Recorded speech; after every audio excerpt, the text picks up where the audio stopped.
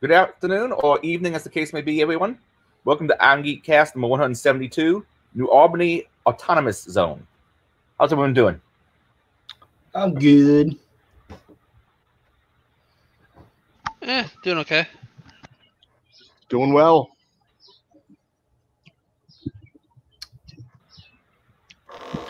As good as a basement dweller can do. I'm still OCD about things, but other than that, I'm doing okay. Thanks for adding all this stuff to the show notes, right? No problem.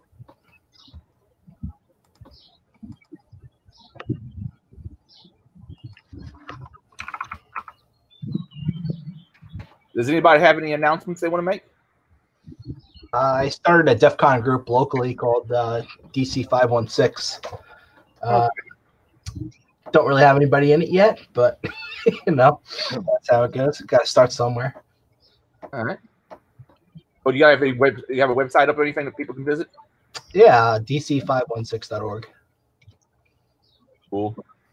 Oh, and Nathan had some kind of DEF CON related projects going on. What you got going on, Nathan? Yeah, so I had this idea that there's going to be a lot of like audio video issues and stuff like that. And I wanted to make like a cookie cutter thing that everybody could just kind of copy and paste and just have like a regional embassy. So not quite like a DEF CON group that's a group, but like regional areas that a lot of speakers can go to and access and just make sure that they have the proper equipment and support to then pipeline this content out to either the villages or DEF CON core, and then they can manage it however they want it. And then somewhere in that chain would sit a producer that could be bumping questions and everything like that. So it's kind of like a better interface for the speaker for the Q&A sessions. So I pitched the idea. I've been kicking the idea around for a couple of weeks. I had some time today, so I dropped it in the DEF CON forums, and I'm waiting to see what kind of feedback I get back. Didn't you comment on that? What's that? Didn't you comment on that?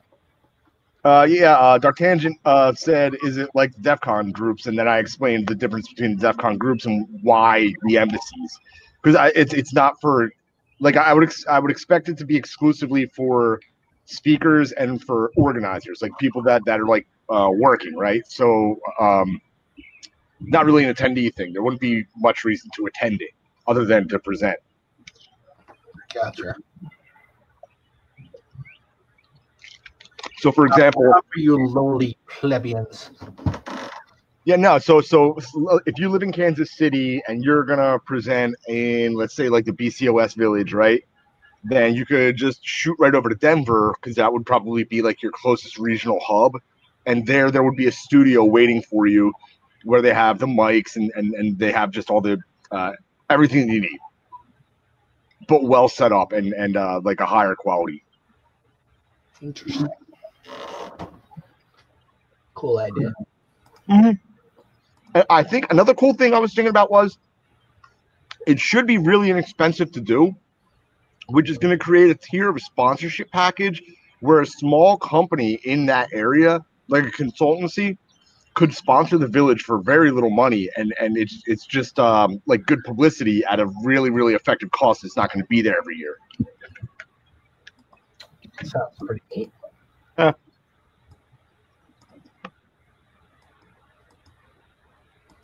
I think that pretty much does it for announcements. I guess we should move forward in the show notes.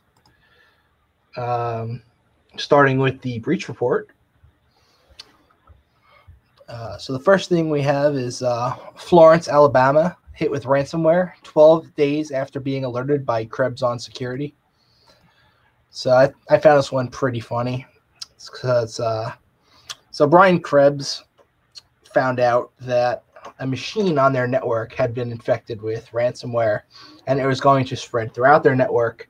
So he decided to call them up and let them know, and they gave him the runaround, eventually transferring him to the police department, where he was only able to leave a voicemail that they didn't check. Then 12 days later, all their systems were owned. So it's just epic. Any thoughts on that one? No thoughts. Okay, good to know. I'm a thoughtless individual. They're dumbasses. There you go. You know, I miss Israel already. So, moving forward, it was the Doppelpaymer ransomware group that did this, and the mayor confirmed on Friday that they were indeed hit by a cyber attack that shut down the city's email systems.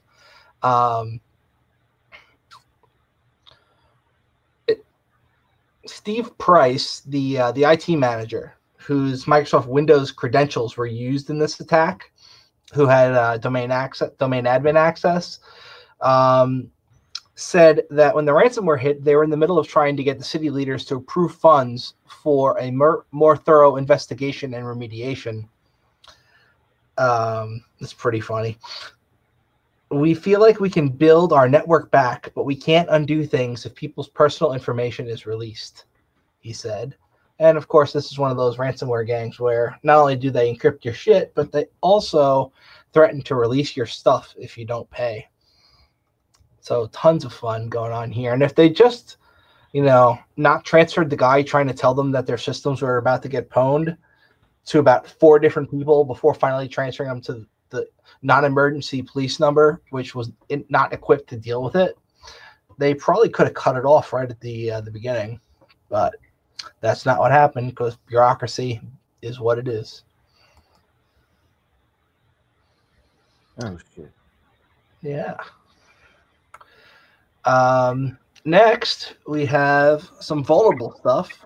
And a lot of this vulnerable stuff happens to be ransomware stuff. But, they kind of overlap between the breach report and vulnerable stuff some days. Somebody screwed up my link here and pasted the same one as before. This is not where this belongs. So Ragnar Locker partnered with the Maze ransomware group. And this is an article on tripwire.com. And the actors behind Ragnar Locker partnered with the Maze ransomware gangs as a means of extorting victims whose unencrypted data they had stolen. So why build out the infrastructure if somebody else has already done it, right? Partner with them, just like in the real business world. So the Maze ransomware cartel is real. In addition to Lockbit, they are providing infrastructure for Ragnar Lock's leaks. Ragnar previously claimed Brunner breach, but now it's listed on Maze's leak site with attribution to Ragnar Locker. Most of this particular group, they get in through phishing. Once they're in, they infect systems with ransomware, and they make their money that way. Some other ransomware groups you'll find look for shit on port 3389. They just look for open RDP systems, and they brute force them and get in that way. There's a whole bunch of different ways these groups are getting in, and it's constantly evolving, taking advantage of whatever current 0 days and shit's out there. Can't tell I'm stalling for time while I look for the next article. All right, Thanos ransomware is weaponized using the rip place tactic. Now, if you don't know what that is, about last year, some researchers they released this file system technique that could be used by ransomware and make it so that the ransomware would not set off AV. It's fairly complicated in how it works, so we're not going to go too much into that, but they've now incorporated this technique into their ransomware as a service tool called Thanos that a whole bunch of different people buy and then use to infect systems and make their money. And obviously a percentage of that goes back to the people who actually wrote the tool. It's like a little profit sharing thing between criminals. Beyond its utilization of Ripplace, Thanos does not incorporate any novel functionality and is simple in its overall structure and functionality. So it's a pretty generic ransomware tool, but it's very popular. Kind of like back in the day how Sub 7 was popular and everybody used Sub 7. Well, this is the ransomware as a service variant of that.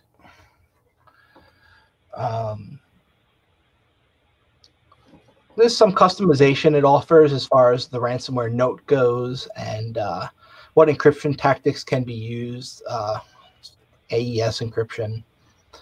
The feature of it, the code similarity, string reuse, and ransomware extension and format of the ransomware notes. Researchers say ransomware samples tracked as Hackbit are built using the Thanos ransomware builder, and it's in active development by its operators. Like I said, you lease a tool and you get to use it to hack shit. You don't even need to have any talent. You just need to want to make some money and not care about ethics or morals. Lots of people like that out there. Next, we have my favorite article of this week. In a masterful troll, a ransomware group has released a fake decryptor for their ransomware that in and of itself is ransomware. It will encrypt your system if you use it. Pretty funny. So hardworking cybersecurity professionals have released tons of free decryption tools for ransomware over the years. So a lot of the time, if you get hit with ransomware, you're going to Google it. Maybe you'll find a tool and you can decrypt your files. Well, they took advantage of that.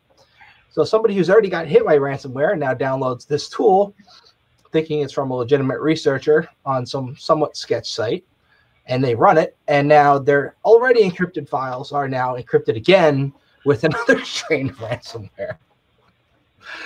It's just funny. That is absolutely brutal. Oh my God. That was developed by a person with absolutely no morals, and that's just amazing to see. I think it's pretty funny. Not that it's a good thing, but it's still funny. Complete dick move, but Is that which or with? where? Oh, it said with ransomware in it. With, not Yeah. which ransomware with ransomware in it. And yeah, so it's Malware Hunter team spotted this. It looks like a valid decryptor. You run the program, it's got what looks like maybe a little Visual Basic inspired GUI there where it asks for your personal ID and extension. You hit start scan, and before you even do that, in the background, it's already encrypting all your files. You close out of the program, it doesn't actually close out. It just minimizes it to the system tray and continues encrypting your shit. Lovely. So, very, very good. Next, we have Pony Final ransomware is on the rise. Now, Pony Final ransomware has been reported in India, Iran, and the US. Ponyfile is a Java-based ransomware that is deployed in human-operated ransomware attacks. If you don't know what that means, it means they've already hacked your shit.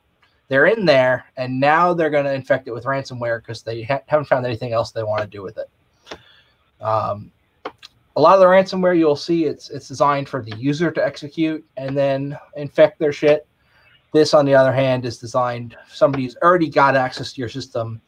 They're going to get in there, and then they're going to pull this down and run it and encrypt your shit, as opposed to the user doing it. So Microsoft has been tracking these guys for a while. The intrusion point tends to be on a company's management servers, where they will breach them using brute force attacks that guess weak passwords. This is likely going to be some idiot sysadmin who's forwarded port 3389 to the internet and uses that to remote into his work machine. Like I said, always run a VPN or something. Never directly expose shit to the net if you can manage to. Once inside, the Ponyfile gang deploys a Visual Basic script that runs a PowerShell reverse shell to dump and steal local data. In addition, the ransomware operators also deploy a remote manipulator system to bypass event logging. That way, if you're smart and you're forwarding logs, you might not catch this. Once they've got a firm grasp on the network, they spread to other systems and deploy the actual ransomware. In most cases, they're going to target workstations where JRE is installed because their tool is written in Java. Now, they could take a page out of the playbook of the guys from last week who were using JImage format, which enabled them to compile all of the Java dependencies into one file.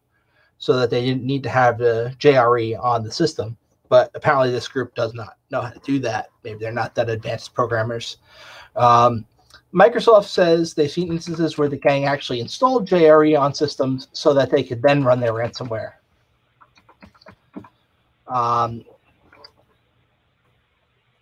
They additionally encode it with .enc file extension, which is pretty interesting choice.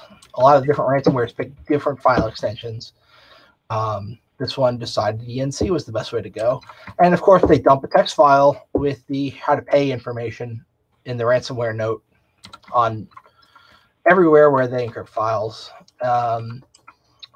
So it's been seen in Iran, India, the US. They're hitting everything they can. And according to Microsoft, it's one of the several human-operated ransomware strains that have repeatedly targeted the healthcare sector during the COVID-19 pandemic, which is just a huge dick move. This list also includes Robinhood, NetWalker, Maze, Revel, Paradise, Ragnar Locker, Medusa Locker, and Lockbit. All the ransomware. IT services firm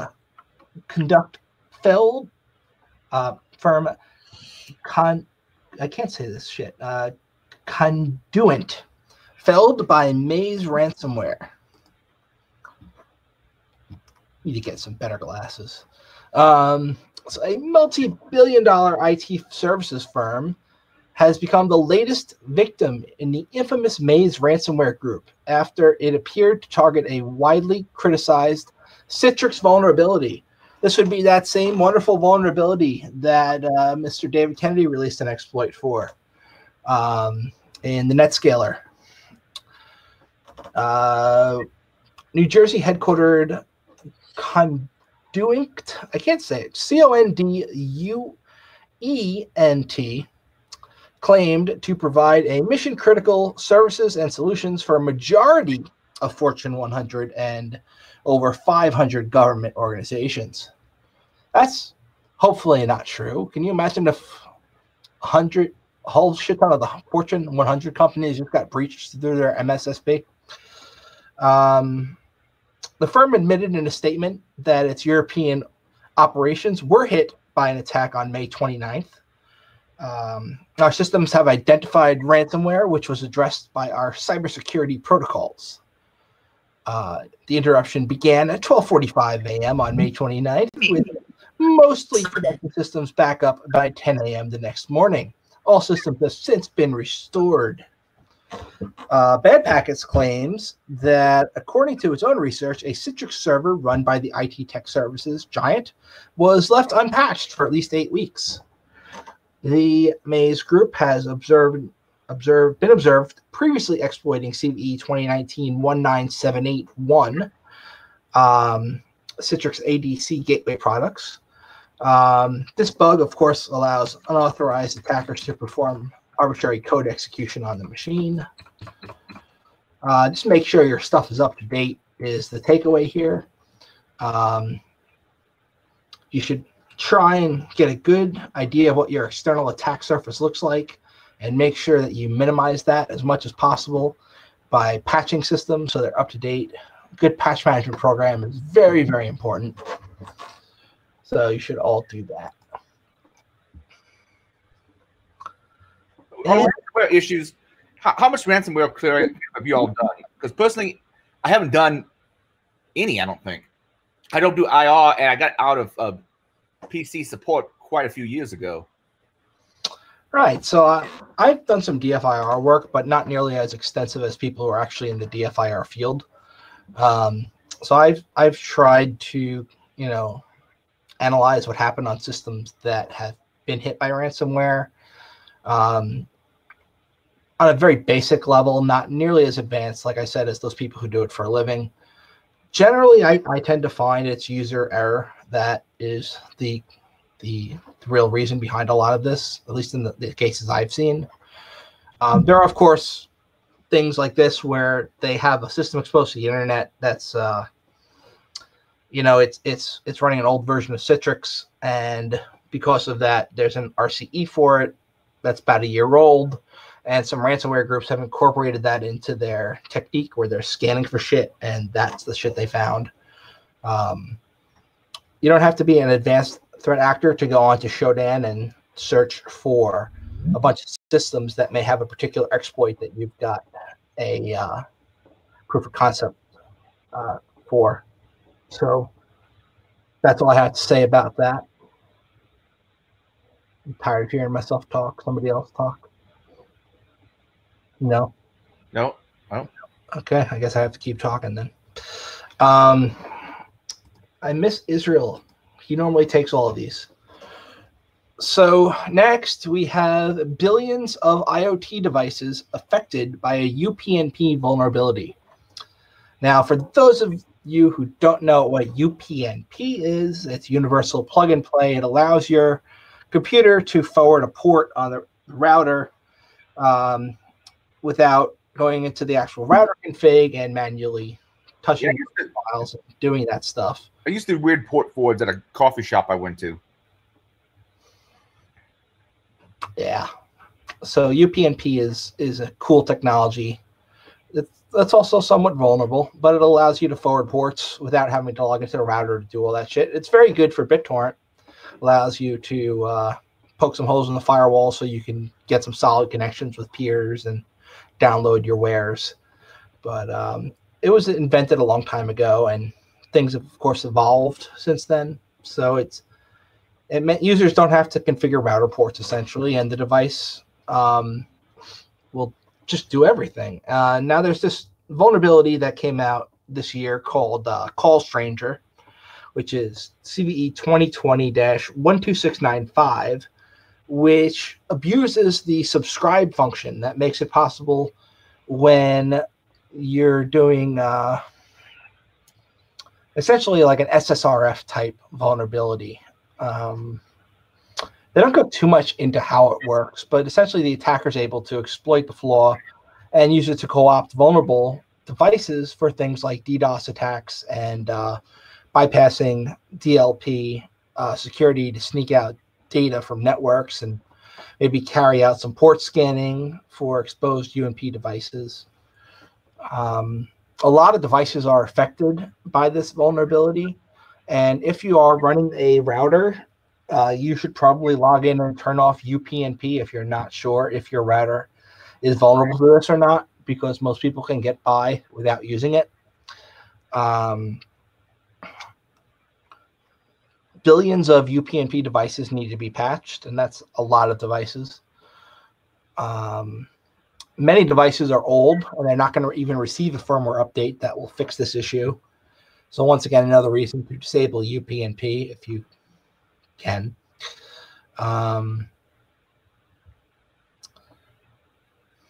So essentially, one of the attacks you can do with this is called a UPnP proxy attack, where you are able to take over the router use it like a proxy server. It was used in the Qbot malware attack in 2017.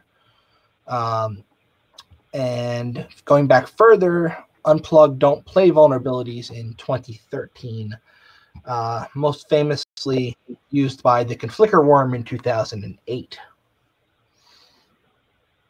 So yeah, turn off UPnP if you can. I understand why UPnP is a thing, but it was implemented so horribly. It's always had problems with vulnerabilities. Yeah, it's one of those things that it's a security versus convenience type thing. Where you got users, they want to forward ports, but you're not going to have each user log into the router, or you're not going to have your sysadmin manually go into the router each time a user requests a port forward. Yeah, because that would not be something the average home user would be able to do, I dare say. Right. Yeah. Home user it's not hard. I'm not saying it's hard, but the average, my mother would not have been able to do it. Right. We tell them port forwarding. What the fuck is that? Right, but then again, your average home user is not going to be running the kind of software that demands port forwarding, unless they're torrenting shit, in which case you need to get some port forwarding working. Just my opinion. I could be wrong, and I often am. Next, we have chaining 2 vulnerabilities together to get some RCE. Now, you guys are all familiar with SMB Ghost, not SMB Goat. I wrote Goat in there. Ghost. Anyway, where's my tab? Too many tabs open. Can't find it. I'll just click it again, and then it will open. Okay. So SMB Bleeding Ghost will chain SMB Bleed with SMB Ghost. Now, if you guys are not familiar with SMB Ghost, it's a fairly recent exploit, a bug in the SMB version 3.1.1 protocol. It was fixed about 3 months ago, and if you subscribe to Windows Update, your system is patched for it. Otherwise, you should update your shit. It's been written up a few times. It's a bug with the SMB decompression functionality. It allows an attacker to read uninitialized kernel memory, which can be bad. A bug happens in the same function with SMB Ghost, the SMB,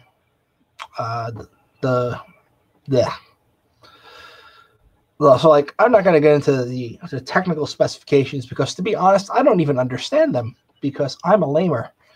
But if you chain these 2 exploits together, you can get RCE, which is good because you want RCE. Specifically, the SMB message that we're going to be demonstrating as a example here is in the SMB2 write message, where it contains number of bytes and flags followed by a variable length buffer. That's perfect for exploiting the bug, since we can craft a message such that we specify the header, but the variable length buffer contains uninitialized data. Based on the proof of concept, which is included in Microsoft Protocol Test Suites repository, you can use it to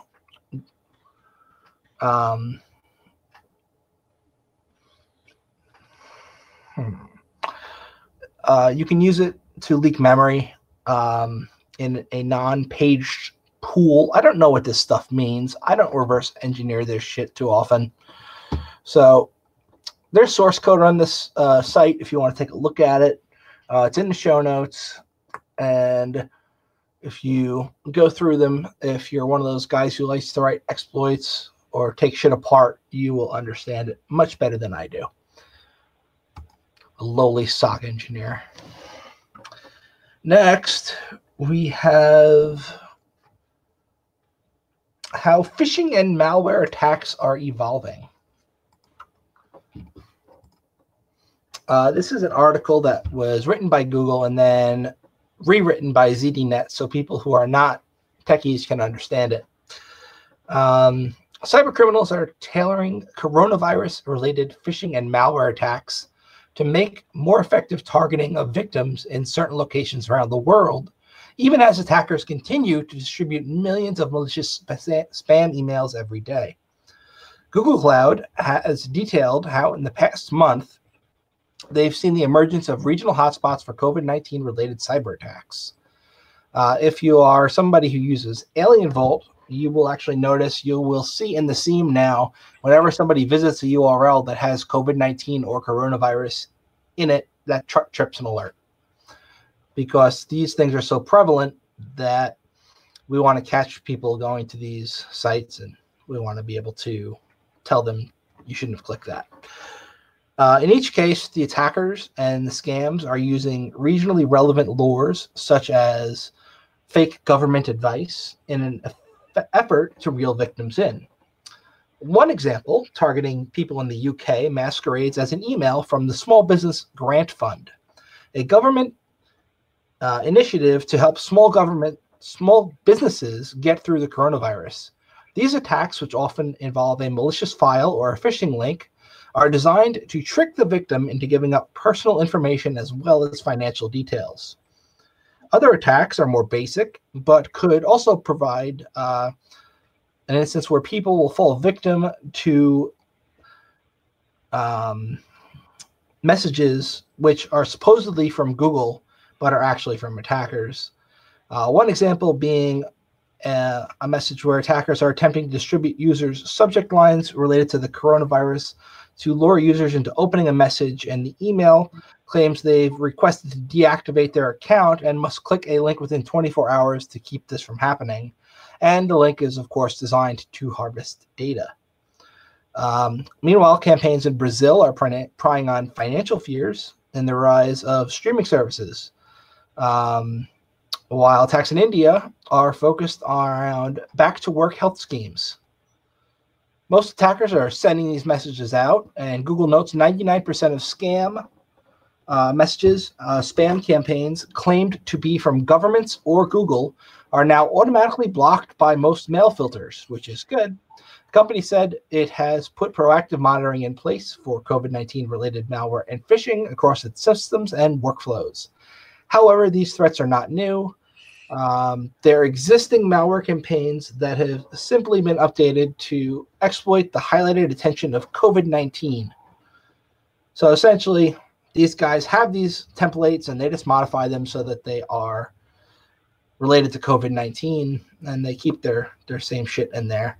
And people click it and people get infected and bad things happen because that's what happens on the internet.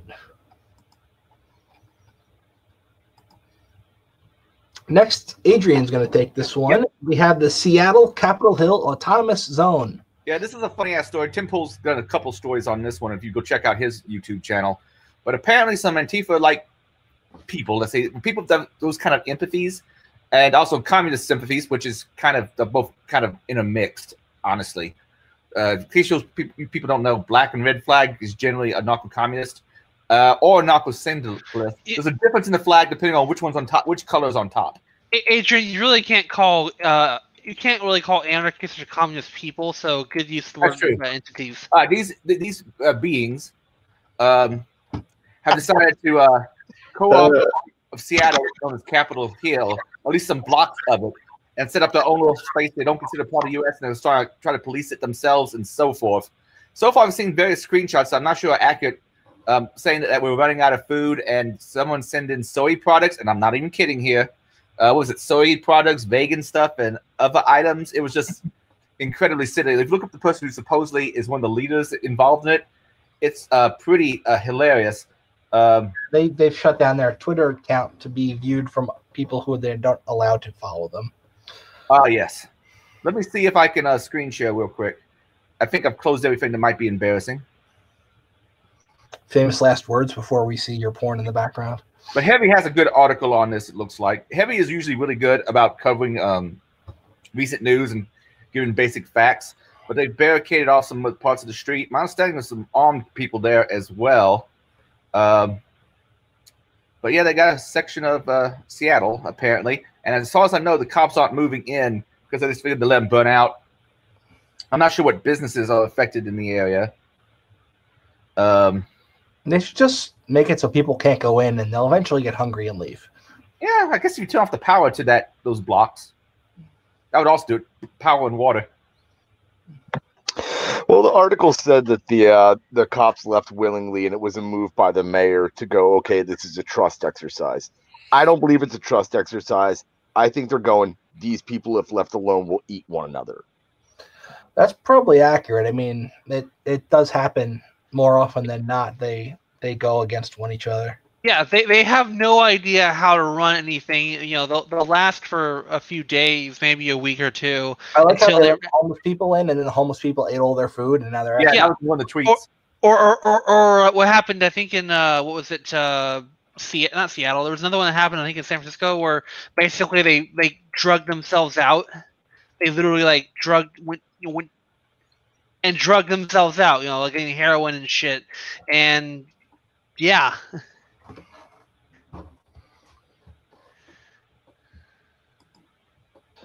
Yeah, I mean, I don't know if any of you guys like attended Occupy or anything like that. I am addicted to mass hysteria, so I cannot stay away from this stuff. But it is really funny when you get all these conflicting ideas in one place, and they really do just start to tear each other apart quickly, and then there's lots of public shitting, and it gets horrible. Yeah, I was under the impression these people are a little bit more ideologically unified than, let's say, Occupy Wall Street was. They might be, but they're gonna start having differences in small shit, and that's gonna cause beefs, and that's gonna grow out of control. And because they can't handle it like fucking adults, they'll break apart. Oh, and apparently they put out a list of demands. Of course. If your list of demands is longer than "leave me alone," you're asking too much. Yeah. Well, here's number one. The Seattle Police Department and attached court system are beyond reform. We do not request reform. We demand abolition. That's not going to happen.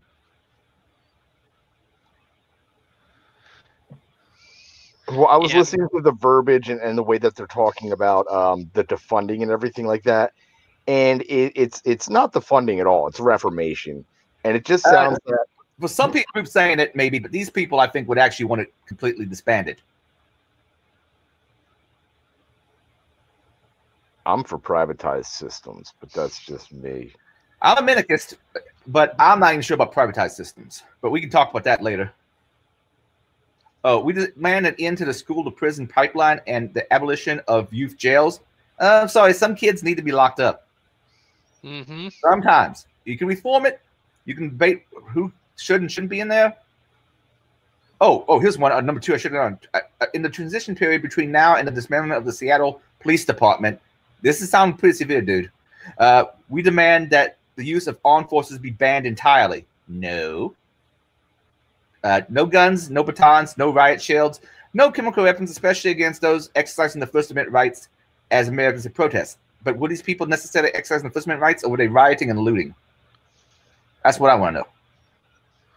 There is a difference. I got people shitting on me here recently because I said something about shooting looters, and they automatically assume looting is protesting. It's not the same fucking thing.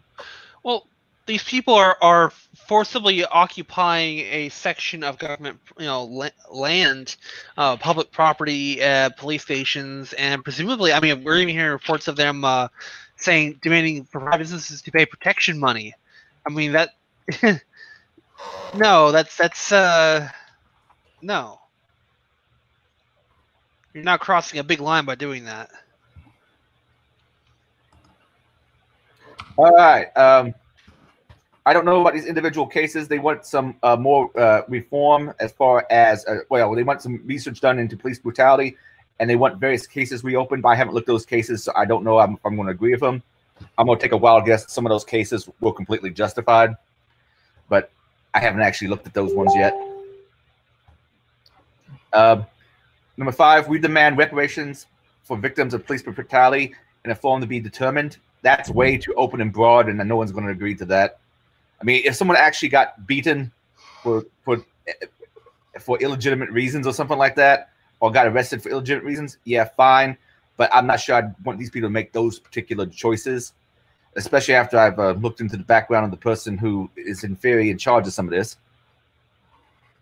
Let's see. Number 6, we demand that the city of Seattle makes the names of officers involved in police brutality a matter of public record. Anonymity should not even be a privilege in public service. Considering how some of these people will stalk and dox people and try to harass their family, no. I mean, if they actually go to court, yeah, I would put limits on this. What do y'all think? I think that, first off, I'm torn because I don't want either side to win. I don't like police, and I don't like the extreme left. So I'm really torn. I'm just not in a good spot. But yeah, no, I mean, police do target neighborhoods and families and stuff like that. So yeah, if they want what's good for the goose is good for the gander, then absolutely. Too bad. Deal with it. I mean, these cops have these protective custody prisons that they get sent to, so there's no recourse for their career of just ruining lives. Okay. Yeah. I have mixed feelings myself. Number 7, we demand a retrial of all people of color currently serving in prison sentence for violent crime by a jury of their peers in the community. Come up with specific ones that you think that you can actually do that for, but not retrying everybody. I'd have to imagine that'd be a huge burden on the court system. Yeah, Extremely I think big. that's egregious. Yeah, that's a little wild. Hey, number 8, we demand decriminalization of the acts of protest. Were they actually protests or were they rioting and looting? That's what I want to know. Amnesty for the protesters generally. That depends on what the hell they did. No. But specifically those involved in what has been termed the George Floyd Rebellion. Rebellion sounds like a little bit more than protest in some ways, but okay. Against the terrorist cell that previously occupied this area known as the Seattle Police Department. This includes the immediate release of all protesters currently being held in prison after the arrest made at 11 and Pine on Sunday night and early morning June 7th and 8th, and other protesters arrested in the past 2 weeks of the uprising. The same Evan Hera in particular comes to mind, who filmed Seattle police macing a young girl and is now in jail. I'd really have to know the details, and no, not going to release all of them because I'm pretty sure somebody was doing some shit they should have got arrested for. Yeah, some people arrested, I guarantee you, were doing, you know, the looting and rioting and destruction of property, and they were not peaceful. Number 9, I'm fine with, but it seems unrelated. But go ahead. I think Nathan had something to say. Yeah. So what was going on in Philadelphia was, I know that there was like a big protest. They were gonna like march around and do all this stuff, but then there were all these groups openly like talking about like organizing looting riots in other parts of the city because they knew that all of the police would be centralized in Center City with dealing with the protesters. So, I mean, I know that was a situation in Philadelphia. I don't know if that was a widespread thing, but. Number 9 is we demand that the city of Seattle and the state government release any prisoners currently serving time for marijuana-related offenses and expunge the related conviction. I'm okay with that one. That's fine. Yeah. I don't know how related it is to everything else. Actually, does Washington have legal weed, or I don't know what the condition is there. I think it does, but I don't know the circumstances of it. But I'm sure there are people who were arrested before that went into effect too. I'm pretty sure that Washington has legalized mutually agreed upon combat. Do you know that? No, it didn't. It's one of the few places I'm very certain it's Washington. Do you know about that guy Phoenix Jones that dresses up and he goes out and fights crime? He's just a vigilante. Oh no, I didn't. Yeah, he's got all these videos on YouTube. He gets beat up, he gets stabbed. He's like a low level MMA fighter and stuff. I think he's long retired. I think he like read Watchmen, got too way into it when he was a kid, and then he just started going out and breaking up fights with drunk people and stopping drug busts and stuff, like stopping drug issues and stuff like that. So, like, was just cleaning up the neighborhood. And there's YouTube videos where cops show up and he's like, "No, this guy and I agree to do combat. You can watch, but you can't get involved." And the cops have to stand by and watch. All they do is verify that both parties want to fight, stand by and watch. I'm very certain it's Washington. Cool. By the way, is my screen coming up? Yep. Okay, I just want to make sure. We demand the city of Seattle and state government release any prisoners currently serving jail time for resisting arrest if there are no other related charges, and that those convictions should be expunged. No, maybe in some cases, like the very mild resist, like they were just trying to run away, if they physically, trying to wrestle with the cop and so forth, dude, don't be a dumbass. No. That one is actually really sound, because how can you get in trouble for just resisting arrest? What were you getting arrested for? So if it was just resisting arrest, they had no reason to arrest you, which means they were just beating you up. But sometimes they have to detain somebody, and well, I know there's a difference between being detained and being arrested.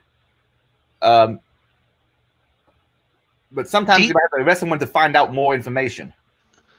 Well, if you can be arrested for probable cause, where they actually have to have reasonable or articulable suspicion that you have committed a crime or are about to commit a crime, but they can detain you to ask questions, things like that. Now, if you're detained, it's kind of a pre-arrest. It's not really an arrest, but they can stop and ask you questions. There's legal detainments they can do, like, if you're being stopped for speeding, shit like that, where, they detain you long enough to actually write you a ticket or ask questions, and then you're on your fucking way. We demand that prisoners currently serving time be given the full and unrestricted right to vote, and for Washington State to pass legislation specifically breaking the federal law that prevents felons from being able to vote. I don't know what to think about this. Quite frankly, if you served your time, I think you probably should be able to vote. Yeah, I'm the mind of if you're safe enough to be let out of prison, why don't you have all your fucking rights back? Yeah. With the exception of someone has a series of arrests for, and I'm a big Second Amendment proponent, but if someone has committed multiple armed robberies, I think having even a gun in their case can be a charge. And I'm very opposed to the amendment. If at that point, though, too, if they are dangerous enough that they may get a gun and continue on their crime spree, why the fuck are they in society? You got a good point. So that one I'll have to put a pin in to think about. Number 12, we demand an end to prosecutorial immunity for police officers in the time between now and the dissolution of the SPD and existing justice system. By the way, yeah, Nathan, these guys, I think, really do want to disband, and the police. This one, I don't know enough about that type of immunity. Well, okay, so they're probably referring to qualified immunity, where police officers cannot be charged with crimes for basically not knowing the law. Like if they charge you with a wrong arrest, something like that, they can't have criminal charges brought against them because they arrest you under wrong circumstances, things like that, or brought false charges against you committed XYZ crime when no, you did not. There's no qualification for it. And honestly, yeah, qualified immunity needs to fucking go away. That's a horrible idea. I don't think it's going to work because they're basically demanding along the same lines of, disbanding the police, which is not going to fucking happen. Yeah. Number 13, we demand the abolition of imprisonment, generally speaking, but especially the abolition of both youth prisons and privately owned for-profit prisons. Now, youth prisons, for some crimes, you may very well need those, but privately owned, while I'm a very free market guy, I don't really like the idea of privately owned prisons because it produces perverse incentives in various, my prison guard units to vote a certain way to keep certain things illegal.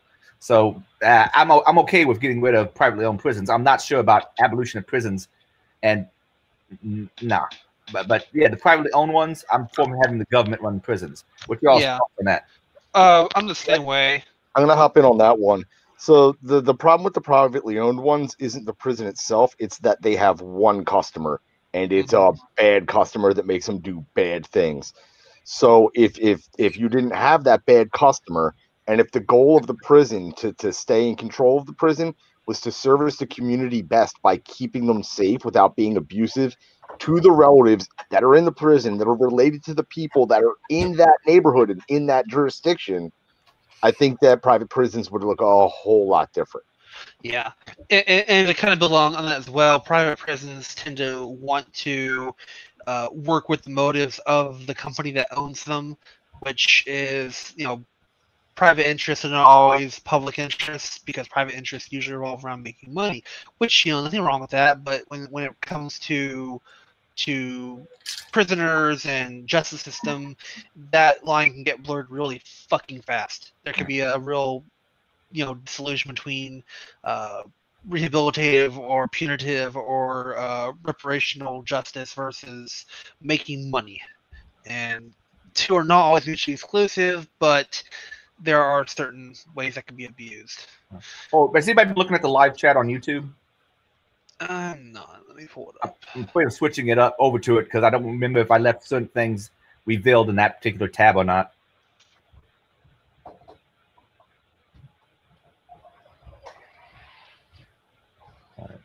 I'll go ahead and start on the next one. We demand, in replacement of the current criminal justice system, the creation of restorative/transformative accountability programs as a replacement for imprisonment. I really want to know the details of that, and that's just way too vague to, I think, people to agree to. I can see where they're going with that, and that's actually not a bad thing. The problem is punitive justice does not fucking work. It just never has fucking worked, except in very special circumstances. Usually, rehabilitative and restorative justice systems work a lot better.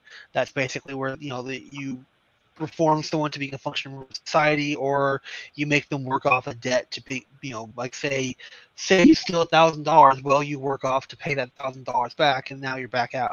Now you're a free person again.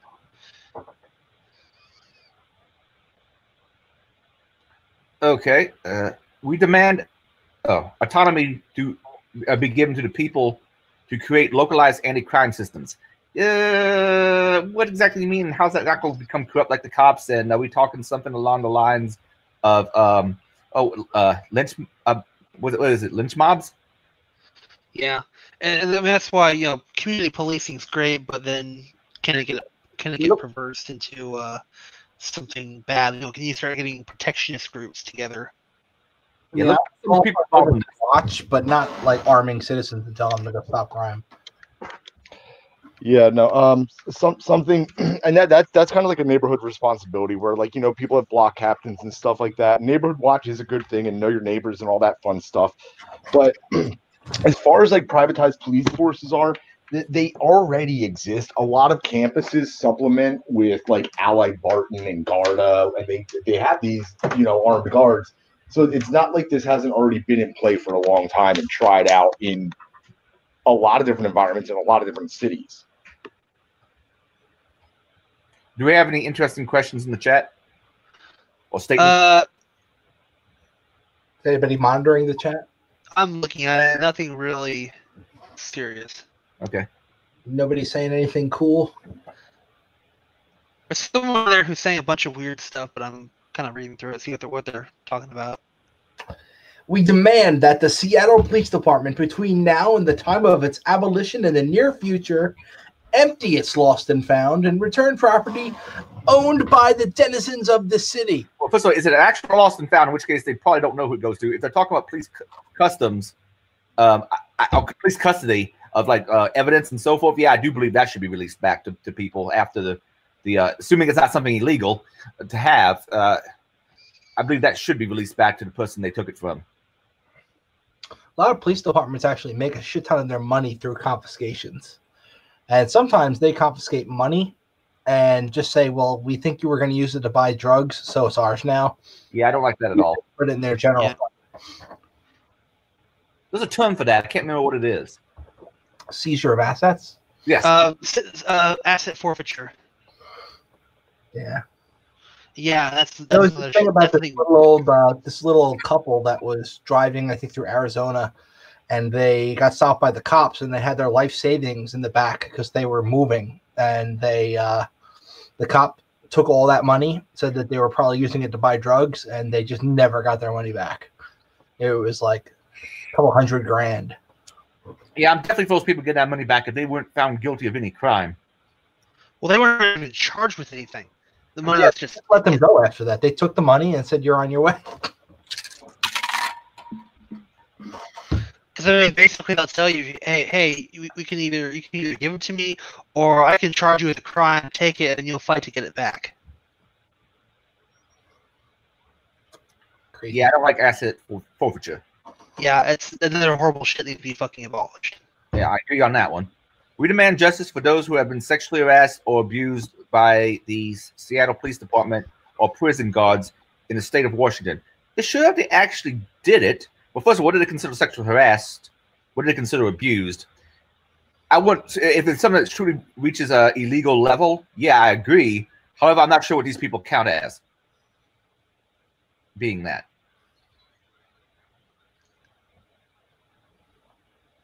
Because I know these people would charge all sorts of people with different thought crimes if they had the opportunity.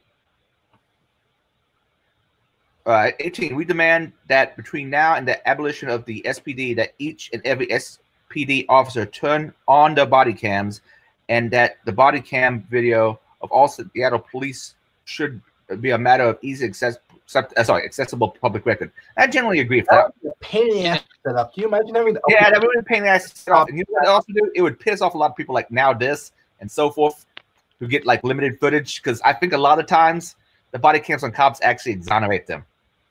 Yeah, I mean, body cams, when done properly, if you know they're actually on and recording and not being blocked, because it's one problem is they'll have them on their lapel, and when they reach up for their radio, their forearm blocks it out, or the camera accidentally got turned off or something like that, shit like that.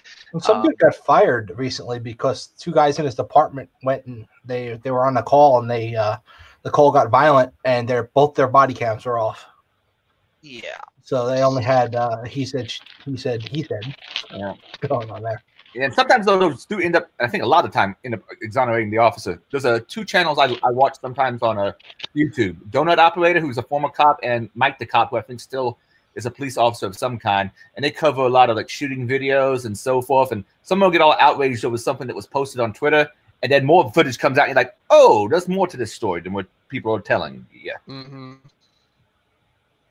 That's the thing, is you'll see a video of like, something violent happened, but you'll see basically in the middle of the fight. You don't see what actually started the fight, because that person who is being, getting shot or getting beaten or whatever is the one who fucking started it. And they're getting what they fucking deserve. You get what you fucking deserve. Also, I'm going to take a while. I guess these people won't like, or the kind of don't like landlords, though that's not necessarily in this 19.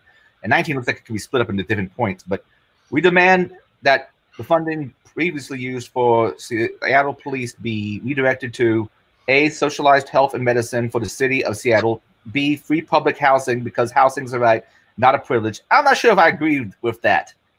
Yeah, if you don't work and bust your ass, you shouldn't be able to get a place. But a lot of people have commented simply end up with Twitter bios. So I don't know about that one. Public education to decrease the average class size in city schools and increase teacher salary. Some teachers don't deserve more money. Or as Aaron Clary would say, teachers. I don't know about that one. Not to mention, I think we're getting to the point where how much does all this other stuff cost versus what the police department is getting right now? First of all, they're not going to be getting rid of the police department, so it's a moot point. But I'm not sure how big of a chunk of the pie these other things are. Naturalization services for the immigrants to the United States living here undocumented. We demand they be called undocumented, and no person is illegal. Fuck you. Fuck you. I'm not doing that politically correct bullshit. If you're here illegal alien is a perfectly acceptable term. Get over it. But I don't necessarily, I personally think, my understanding is Australia has a point system for getting in and who gets priority and so forth. I'm thinking a system like that might be something we should look into. A lot of other countries actually do that. Like, for example, Canada does that too, where you basically have to have a valuable skill to come in. So a lot of countries, you basically have to have some kind of value to bring in. Otherwise, it's like you go to the bottom line, or they just straight up don't let you in. Yeah, keep in mind, I was essentially kicked out of Canada. Brand new CNN poll, hot off the press. It shows a huge drop in the president's approval rating. Who's playing? Points. It also shows former Vice President Joe Biden opening up his biggest lead yet. That's me. You had autoplay. I opened an article. I didn't expect an autoplay. I just start switching tabs. It wasn't me. Yeah, I'm tired of super political correct way of saying everything. It's obviously when you say illegal alien, someone who is an alien to the country and here illegally. It's been a term for years and years and years. Get over it. Yeah, a couple of those points. You pull back up, Adrian? Actually, let me see. Let's switch back to. Yeah. I mean, like, I could talk about points A and B, but I won't do that now because I'll probably go into a rant and derail shit. Public education, yeah, some teachers need to be paid more because some teachers don't get paid enough to do what the shit they do. But some teachers don't need to even fucking exist because, yeah, like, feminist theory is a bullshit thing to teach. Naturalization services, I mean, if it's like naturalization services, like, oh, you help a person becoming a citizen, great. Sure, more things to that, but don't make someone who's, hop the border and come in illegally become a citizen by walking up or by fiat. That's fucking stupid. All right, the proper answer to this for all of them, A through E, is you returned the money to the people. You stop stealing it from them. They will spend it appropriately to solve the problems they want to solve.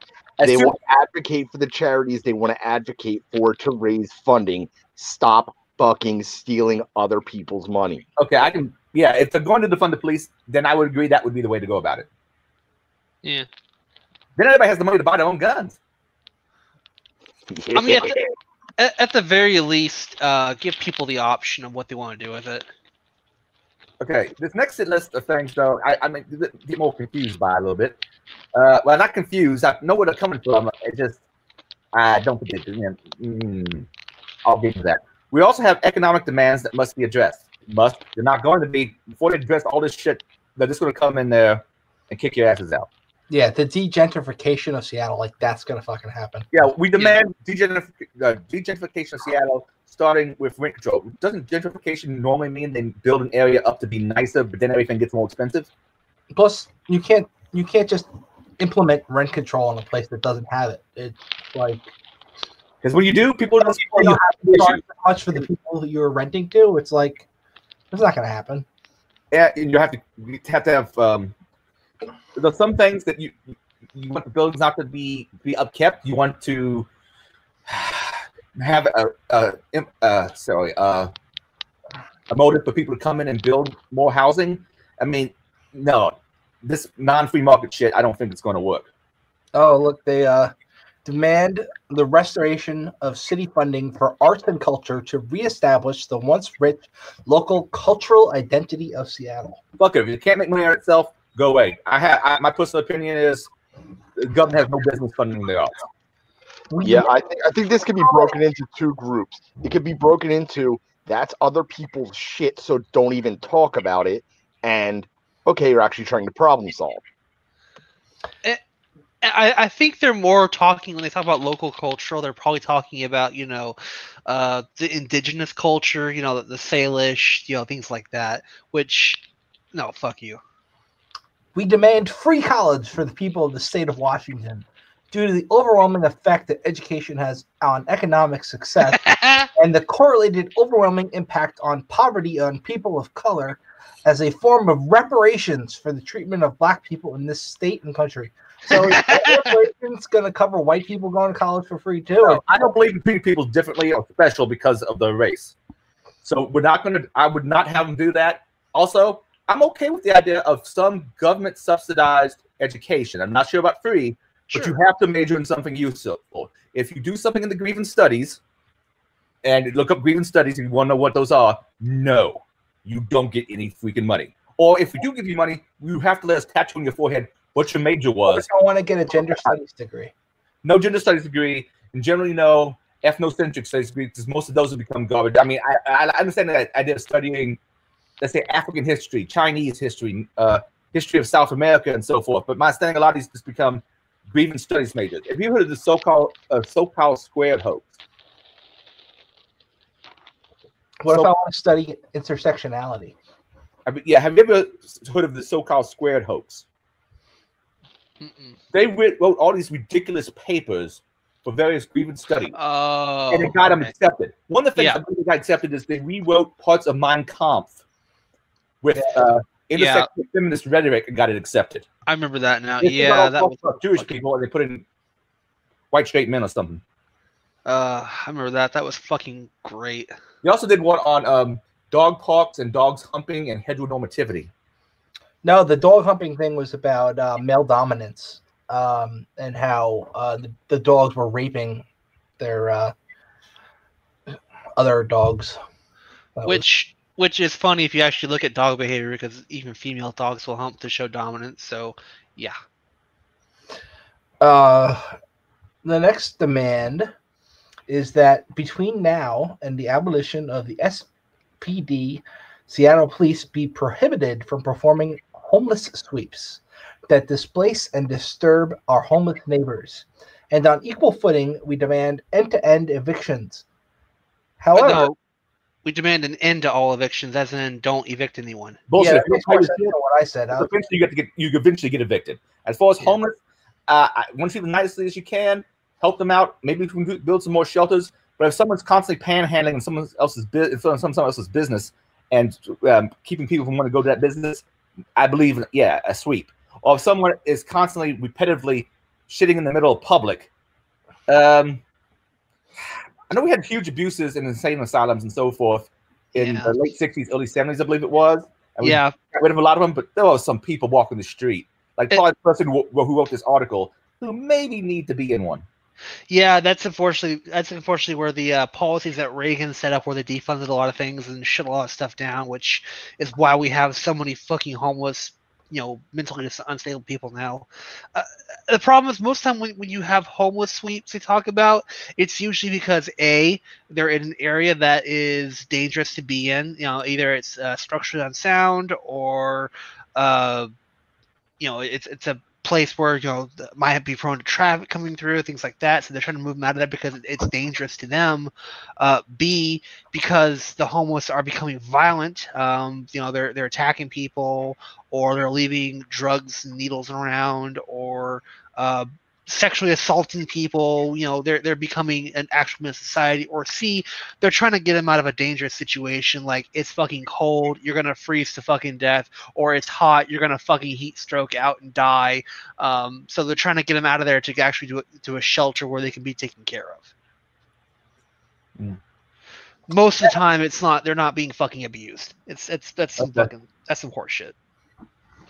Number 5, we demand a decentralized election process to give the citizens of Seattle a greater ability to select candidates for public office, such that we are not forced to choose at the poll between equally undesirable options. There are multiple systems and policies in place which make it impractical at best for working class people to run for public office, all of which must go, starting with any fees associated with applying to run for public office. I might be getting rid of the fees, but beyond that, can't you already do write-in votes and so forth? Yep. I'd be all for breaking up the two-party system. Yeah. But you can't do a write-in vote. I just think the reality of the situation is someone's going to select someone from one of those two parties.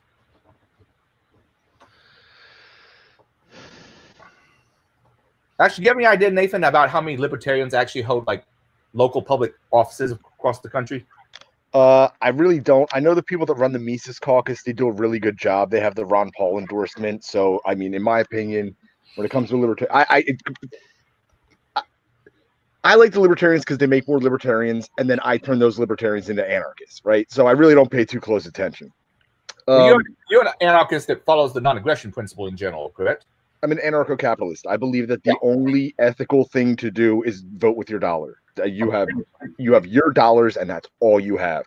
I'm pretty sure these people would categorize themselves as anarcho-communists, so they don't hold that. There's no such thing. That's a contradiction in terms. I won't disagree with you that. I'm just saying what they would call themselves. Right. Well, I mean, I would imagine that there's a lot of criminals that would call themselves not criminals. True. Okay. It doesn't make it true. So, no, I mean, that's one of the things that's kind of been frustrating me throughout this whole thing. We're looking at this hodgepodge list that these people in Seattle just kind of slapped together in the past couple days. I'm not saying libertarianism is right, but I'm saying we have half a century of thought on these exclusive topics from a lot of great minds, a lot of academia. And I really wish that people would reference that to just go like, here are a bunch of potential solutions. What do you like about this? What you don't like about this? But it's just like, okay, the police did a bad thing. Let's all go ape shit. And it's like, okay, everybody go ape shit. Great. You want ape shit? Fantastic. I hope you're happier now. Now it's time to rebuild. Here are the people that have been talking about this specific moment for half a century. Okay, I think we'll probably go get weirder as this list goes on. Related to economic demands, we also have demands pertaining to what we would formally call health and human services. 1, we demand that the hospitals and care facilities of Seattle employ Black doctors and nurses specifically to help care for Black patients. We want our own doctors. We don't want no white doctors. Yeah, that seems like bias, and hire who is best for the job. I know a lot of people don't think that exists, but a Black doctor can service a white patient, and a white doctor can service a Black patient. I've been seeing all these people saying somehow COVID-19 is racist because it has killed per capita. Well, per capita, that's not right. As a percentage, my understanding in the United States, more black people than white people. For instance, my understanding the African American population is about 13% in the U.S., but like 33% of the COVID deaths have been African American. However, there's certain comorbidities. It's not the hospital's fault. For instance, well, all of America is pretty fat. Let's face it, we have a problem with obesity. But that's a comorbidity, and unfortunately, my understanding of statistics on African Americans, it's a little higher. My understanding is also, I believe, I'm not 100% on this, smoking and other things. So I don't think making sure, well, this sounds like, first of all, this sounds like some kind of segregation, but I don't see why you have to have a doctor of the same race you have. Because it helps to mask your closeted racism. That's why. We demand the people of Seattle seek out and proudly support Black-owned businesses. Your money is all power and sustainability. That's up to people's choices. You can't make the government force people to go to certain businesses. Yep. Well, actually, you can sometimes, but I don't think it's a good thing. Yeah. Yeah, tell me about that. Yeah, I work in that industry. Yeah. Free. We demand that the city create an entirely separate system staffed by mental health experts to respond to 911 calls pertaining to mental health crises, and insist that all involved in such a program be put through thorough, rigorous training in conflict de-escalation. In some cases, I can see that, like you call from like a family dispute sometimes, or someone called in threatening suicide and so forth. But there's some things where you want someone to come with a gun. Yeah, I mean that's a problem of police, is they're not doing too much of de-escalation. They're escalating things further by being there, or they don't know how to de-escalate, or they're just not trying. I mean, we do have national programs like this, like the suicide prevention hotline, things like that. There's various hotlines and toll-free numbers that you can call 24/7 to get help with these things. I don't know if about how much they do much de-escalation, but I mean, in principle, this sounds like a good thing. I mean, that's the problem, is there's so much mental health that we don't know how to treat. Suicide hotline will actually pass your call to the police. Yeah. If they think you're serious. So here's the trouble that I see with it. Like with swatting, if you swat somebody, then there's going to be a do or die moment, and it's over in a minute. So either the cops come in and they kill everybody, or the cops don't come in and kill everybody. Now, if you swat somebody with this new mental health system, they are going to be under watch and have to do these mandatory evaluations for years and years and years. High school students are going to be doing it to each other left and right. College students are going to be doing it to each other left and right. It would bottleneck this system, and it would demand so many more courts. It would demand so much more cost because obvious reasons. But I mean, every breakup would end in one person calling the what's this group calling themselves? The mental health crisis experts. It's every single breakup's gonna be like, yeah, he said he was gonna kill himself, and now this guy's tied up, he's missing work, he's losing his job, all because he got accused of this thing from a vindictive ex. That already happens. Yeah, but the thing is right now what happens is the cops show up, they're absolutely impotent, and they leave with the tail between their legs, and it's a minor inconvenience. Now, this is going to turn from a minor inconvenience into months of monitoring and check-ins and therapy sessions, completely unsolicited and unwarranted. Okay. That's a fair point. I didn't think about that. I just want to skip ahead a little bit to number 2 on the bottom there, which I think is pretty interesting. We'll get to it, man. We'll get to it. I know. I just want to cover it real quick because it touches with the other one, that they want only black doctors, but at the same time, they want anti-bias training. Yeah, but I'll read it. Underneath, finally, let's now address our demands regarding the education system in the city of Seattle and state of Washington.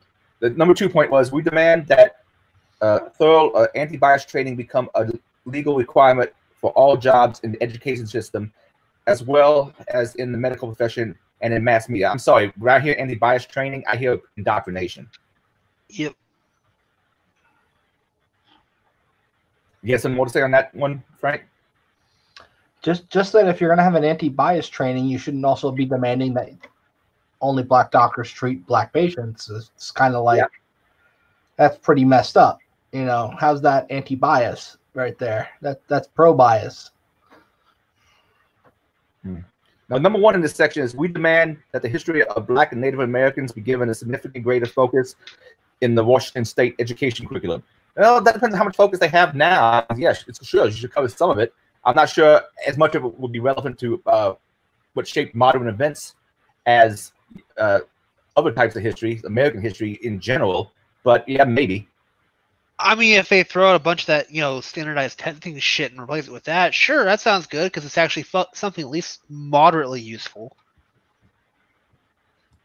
Let me see.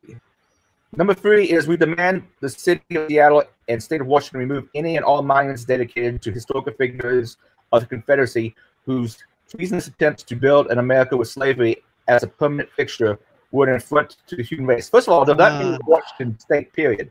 Because it wasn't a Confederate state. No, Washington didn't even fucking exist. I'm seriously doubting there was many Confederate statues there. But in general, I don't like the idea of tearing down any historical monument. Now, if you want to put an extra plaque up it and explain some stuff, sure. And even the idea of taking them down and putting them in museums, I'm not totally opposed to. But in generally speaking, because eventually this becomes a slippery slope where they want to take down George Washington, they want to take down Thomas Jefferson. It becomes a really bad slippery slope. There's some crazy people in Great Britain who pulled down, I think it was a Winston Churchill, or they defaced the Winston Churchill. Yeah, they're defacing it. Things, my understanding that these Karl Marx had some pretty anti-Semitic views. So are we going to start tearing down these statues people put of him? I don't think these guys would like that one. The problem is these people think anything that's bad, they want to replace it because they want to erase it. They think by erasing history, it erases what happens there. No, I mean, the old saying of those who fail to learn history are doomed to repeat it is extremely true. They're failing to learn history, and they're going to fucking repeat the problems that happened before. But I took myself off sharing because I really want to check out the Twitter profiles of these two people who wrote this. So give me a second.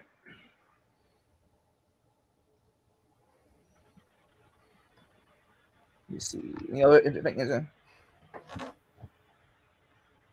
Oh, of course, they close this thing out with a thing about land being stolen. So, though we have liberated free Capitol Hill in the name of the people of Seattle, we must not forget that we stand on the land already once stolen from the Dumash people, the first people of Seattle, and whose brother John T. Williams and Nucha Hula, I'm not going to say that. It's hard to say. Tribe up north was murdered by the Seattle Police Department 10 years ago. Okay, you can say that all you want. Unfortunately, throughout history, people have been conquering each other's land, including before any Europeans got here. So it seems like a weird thing to put in there, but I know they do that a lot in Canada. Okay, let me see what we got.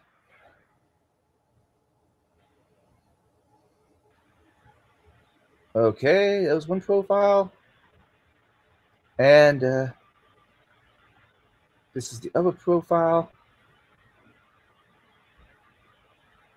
Do a quick screen share again.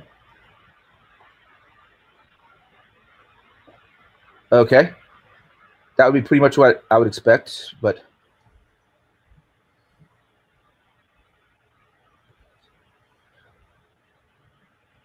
let's check out the other profile.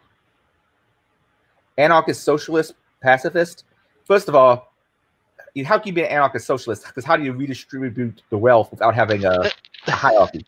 That's a way bigger contradiction than anarcho-communist. Yeah, at least anarcho-communist, I can kind of wrap my head around it in very small groups and so forth. Because if you really want to start a commune now, buy yourself a piece of land way out in bumfuck nowhere and do it. But you can find it's going to take a lot of work. Yeah, there's nobody stopping you from socializing more. The problem is when you want to socialize less. That's what's illegal. I got a day dem in here. Black Lives Matter. Big fan of the Taz, which is the abbreviated version, I guess, of what we've been talking about. Capitol Hill Autonomous Zone.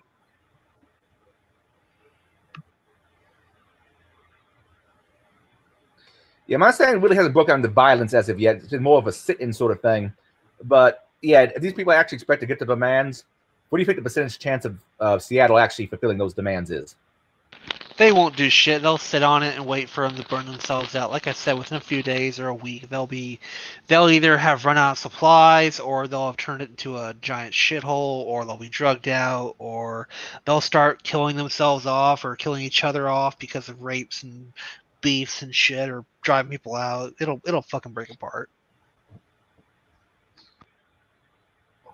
What about the people who like own a store that's in that area?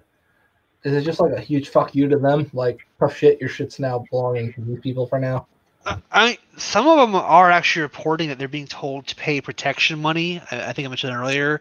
Some of them are like handing stuff out for free to them as support, but that's not gonna fucking last forever because businesses have bills to pay and rent to pay and supplies to pay for.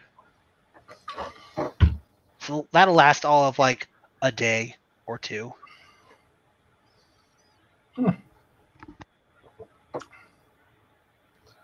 Interesting. All right, what's next in the show notes? I'm off putting this in the playlist. There's still show notes. All right. Someone just made $2.6 million mistake on Ethereum. So if you've ever traded cryptocurrency, you use an exchange, and this person was using an exchange, and when you go to transfer Ethereum, you have the option to provide a fee to the miners who mined the Ethereum. So this person was transferring 10,668 Ethereum coins. That at least was their intention. And with a 0.55 of an Ethereum was going to be the fee given to the miners. But they reversed the fields. And instead, they sent the miners 10,668 Ethereum for a 0.55 Ethereum transaction. So they swapped the fields and gave the miners all the money rather than transferring properly. It's pretty funny, actually, when you think about it. So that equates out to about $2.6 million transaction fee sent to Spark Pool's Ethereum address, where it would distribute the funds to a wide array of miners. So they themselves are now conducting an investigation rather than giving the money out, and saying that due to the unusually high transaction fee, they are investigating, and they're asking for people to email them if they have any information. This is pretty freaking whacked. I mean, can you imagine if you're trying to send somebody $2.6 million and instead you send them 55 cents and send 2.6 million to somebody else? That would suck. The weird thing about it is the amount of money that they were sending for gas, like the smaller field, was much more than it should have been. So I mean that should have been $6 maybe. So I have no idea why it was up around 130, because it was Ethereum right now is at I think about $250. I think that's what it's at today, and it was more than just getting the fields wrong. There's something going on here. There's something to it. And also, they weren't saying if there were like any like ERC20 tokens attached to it or what it was. But I was looking at those little screenshots, and it looked like that user consistently used 60 gas with every transaction. So for them to use $130 worth of Ethereum for gas, that's an extraordinary amount. Yeah, it's some crazy shit. So, okay. Go ahead. But again, that's how freedom works. It's very, very dangerous. And last but not least, we have the shutdown STEM tag. Yeah, has anybody else been watching this? I think the basic idea is to protest injustices in, I think, mostly STEM, but other places as well, towards minorities and women or something. You're supposed to stay home today. Yeah, there's a website they threw up for this, which I linked in the show notes. This seems like a pointless virtue signal to me that does nothing, and I'm kind of questioning exactly how prejudiced true STEM is. Oh, there's huge bigotry in some of the social sciences. I'll give you that, but I'm not sure, actual science, technology. Oh, wait, now I'm spacing on the E. Engineering and math, is it? Yep. Yep. Has as much prejudice as some of these people are saying it does. Also, some of the people promoting the hashtag, start looking in the bio, I'm not quite sure they're actually in STEM. Like, I was having an argument with someone once, and I said something about you should get a STEM degree, and they said, shows you, I do have one, and that's what it was, never got an answer. A friend of mine looked into it a little bit, and she said that what this other person had was a political science degree. That's not a STEM degree. Yeah, but science is in the name, so... But this doesn't seem like someone's going to be very effective, and it's... yeah, it's not going to go anywhere, I don't think. But then again, it's over for the day in most places. Yep. So yeah, they tossed up a site for it, which I linked. Anyway, and that pretty much ends our show notes for this week. Now we can just bullshit about stuff until people drop off the chat. Yep. Well, in that case, I could probably end the stream. We could do that. Or we could talk about some shit first. What you want to talk about? Some shit. Well, I need some specific shit. Does anybody on the chat have anything to say?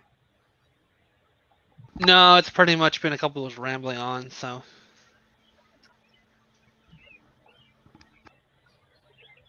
Okay. All right. I think I will end the stream, but we will continue talking in our little Jitsi chat. Everybody, have a good evening and catch you next week. Okay. Later.